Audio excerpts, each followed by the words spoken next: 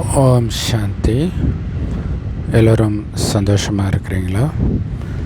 நாம் இயேசுவாக பிறக்க முடியுமா அப்படின்னு ஒரு சகோதரர் கேட்டிருந்தார். ஆச்சரியமாக இருந்தது. ஏன் அப்படின்னா, இயேசுவாக பிறக்க முடியுமா, ராமராக பிறக்க முடியுமா அப்படின்னு யாருமே கேட்க மாட்டாங்க. ஆனால் கிருஷ்ணராக பிறக்க முடியுமான்னு கேட்பாங்க. ஏன்னா பக்தி மார்க்கத்தின் ராமாயணம், மகாபாரதம், பைபிள், குரான், இது எல்லாத்துலேயுமே எடுத்துக்கிட்டிங்கன்னா முகமது நபியாக இருக்கட்டும், இயேசுவாக இருக்கட்டும், ஸ்ரீராமராக இருக்கட்டும், எல்லாருமே கஷ்டப்படுற மாதிரி தான் காட்டியிருப்பாங்க. ஸோ கிருஷ்ணர் மட்டும்தான் சிரிச்ச முகம் மாறாமல் இருப்பார் ஆரம்பத்துலேருந்து கடைசி வரைக்கும். ஸோ அதனால் கிருஷ்ணராக பிறக்கணும்னு ஆசைப்பட்டால் அது ஓகே. நம்ம குழந்தை கூட கிருஷ்ணர் மாதிரி குழந்தை பிறக்கணும் அப்படின்னு தான் விரும்புவாங்களே தவிர, ராமர் மாதிரி குழந்தை பிறக்கணும்னு யாரும் விரும்ப மாட்டாங்க. சீதை மாதிரி குழந்தை பிறக்கணும்னு யாரும் விரும்ப மாட்டாங்க. ஏன்னா கஷ்டப்படணுன்ட்டு யாராவது விரும்புவாங்களா? அப்படி இருக்கும்போது இந்த சகோதரர் கேட்டது ஒரு பியூர் பக்தி பாவனை, அவ்வளோதான். ஏன்னா எல்லாம் ஏசப்பான்றாங்க, இயேசு உயர்ந்தவர். அவங்க அந்த கதையை பற்றிலாம் கவலைப்படல. ஏசப்பா உயர்ந்தவர், அது மாதிரி நம்ம பிறக்கணும் அப்படி புரிஞ்சுக்கிறாங்க. இன்னொரு முக்கியமான விஷயம் என்னென்னா, இயேசுவாக யாரும் பிறக்க முடியாது, ராமராக யாரும் பிறக்க முடியாது, கிருஷ்ணராக யாரும் பிறக்க முடியாது. ஆக தான் முடியும்.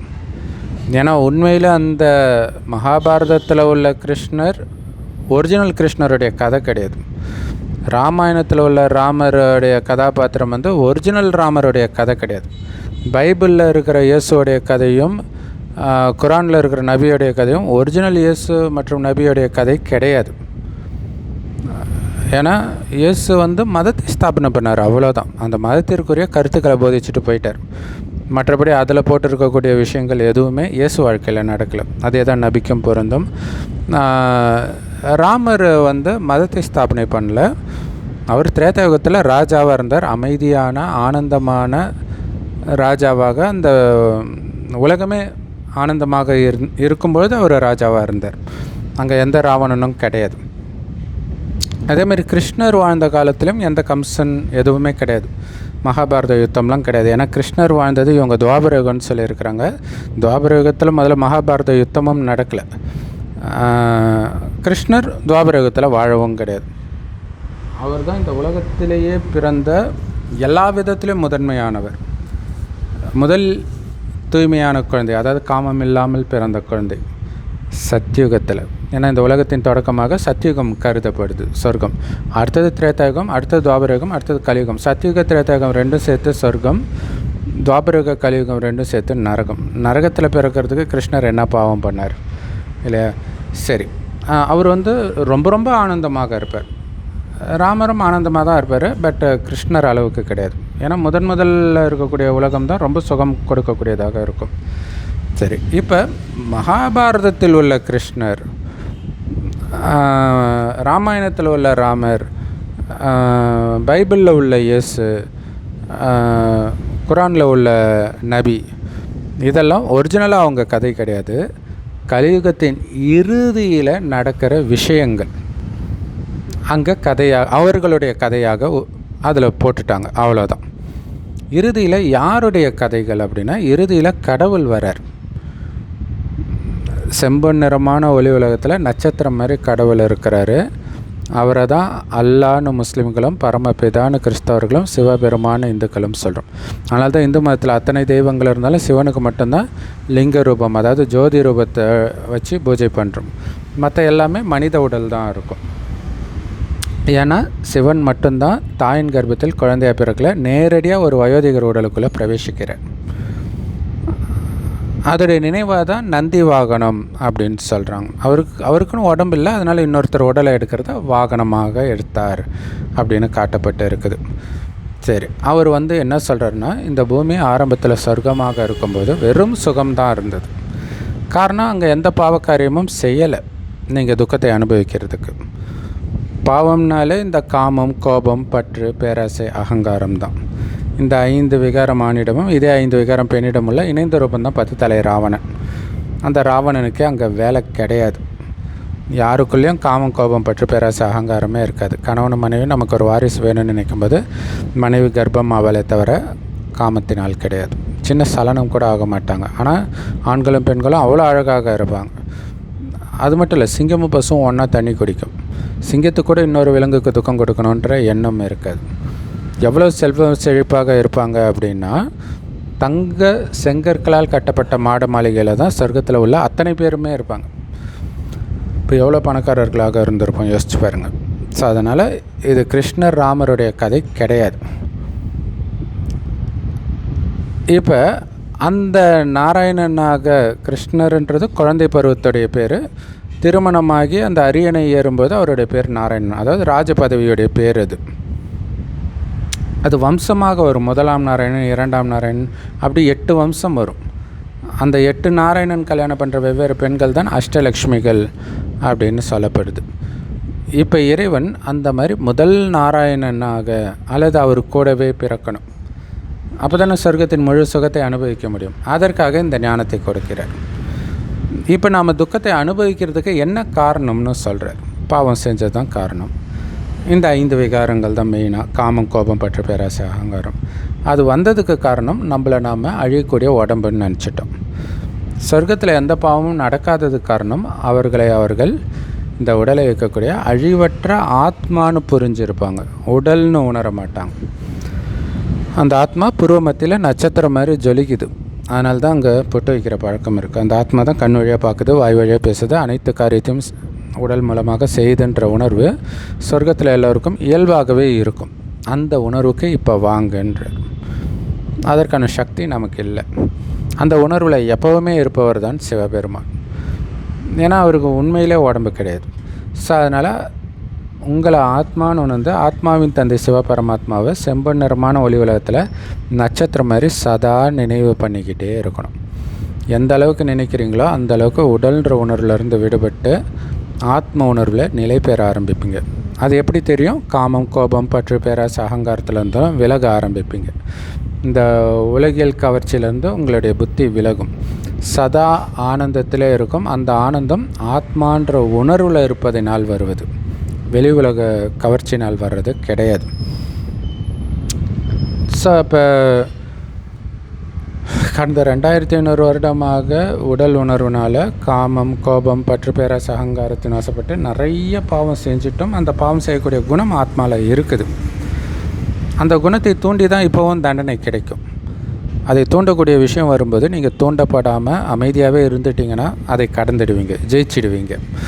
ஸோ சீதை அக்னி பரீட்சை வச்சது ஆத்மாக்கள் எல்லோரும் சீதை. சிவபெருமான் தான் ராமன் உண்மையிலே சொல்லணுன்னா. அங்கே சிம்பாலிக்காக அப்படி ஒரு கதையை உருவாக்கிட்டாங்க. அப்போ